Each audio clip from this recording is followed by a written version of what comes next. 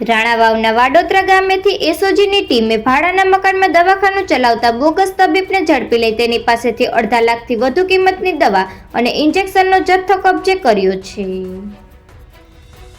Porbandar એસઓજીની team પેટ્રોલિંગમાં હતી તે દરમિયાન હેડ કોન્સ્ટેબલ રવિન્દ્રભાઈ ચાઉ તથા મોહિતભાઈ ગોરણીયાને બાતમી મળી હતી કે રાણાવાવના વાડોદરા મેઇન બજાર પાસે રહેતો વસંતભાઈ મોહનભાઈ પાણખડિયા નામનો 51 વર્ષીય શખ્સ તેના ભાડાના મકાનમાં કોઈ પણ જાતની લાયકાત વગર ડોક્ટર તરીકે મેડિકલ પ્રેક્ટિસ કરી દવાઓ આપે છે, જેથી પોલીસે ભર બપોરે તે દરોડો પાડી તેના કબજામાંથી અલગ અલગ જાતની દવાઓ, ઇન્જેક્શનો તથા મેડિકલ તપાસણીના સાધનો મળી કુલ ₹61,265નો મુદ્દામાલ કબજે કરી તેની ધરપકડ કરી હતી અને વધુ પૂછપરછ હાથ ધરી હતી.